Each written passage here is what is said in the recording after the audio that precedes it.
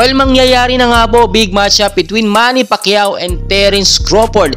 Ikakasa na nga po sa nalalapit na 2024. So bali ilang buwan na nga lang pong hihintayin natin ay talagang makakatikim na ng suntok ni Manny Pacquiao itong si Terence Crawford.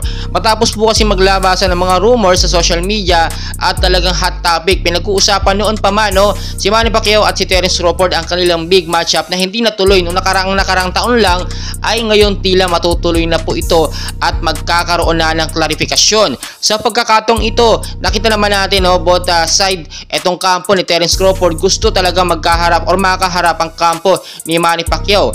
At kahit nga po itong si Terence Crawford mismo ay talagang gigil na since 2014 pa niyang gustong makaharap etong ating 8th division legendary boxer na si Manny Pacquiao. That time po kalakasan talaga ni Pacquiao. Ito namang si Terence Crawford ay baguhan pa lang noon sa larangan ng boxing. Ngayon naman gusto niyang makaharap etong si Manny Pacquiao kung kailan paritiro na at may edad na samantalang siya kasagsagan at kalakasan. At maraming nagsasabi hindi fair kung maglalaban sila etong darating na 2024. So hindi pwedeng sabihin ni Manny Pacquiao na hindi ako lalaban dahil mapapahiya po ang pride ng Pilipino natin, which is si Manny Pacquiao. Talaga kilala yan sa lahat ng mga bansa at talagang hinahangaan sa larangan ng boxing. Kapag kami humahamon po sa kanya, hindi niya po yan tinatanggihan, bagkus pinapatulan niya yan kahit exhibition match lamang.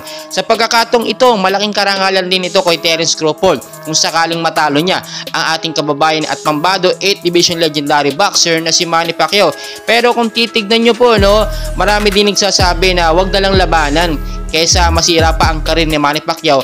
Instead na paritiro na sana ay baka sumama pa.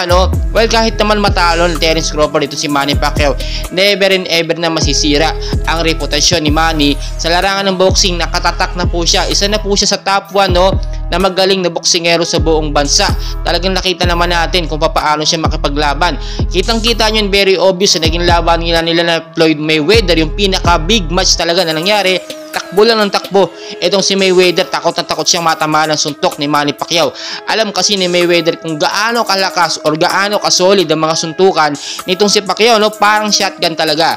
Kaya yan ang dapat magandaan at katakutan itong si Terence Crawford, kasi hindi niya alam kung paano talaga lumaban ng suntukan sa boxing itong si Pacquiao sa loob ng ring.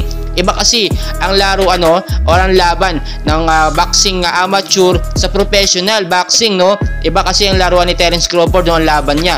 Talaga makikita natin, and ngayon inaabangan talaga kasi halos lahat na ng malalaking kumpanya ay nag-i-sponsor na sa kanila at gustong mangyari or mabuo na or maikasa na yung kanilang matchup sa darating na taon nga na 2024. So aabangan po talaga natin yan, and please huwag nyo kalimutan mag-like and subscribe para updated kayo sa ating mga boxing event. Maraming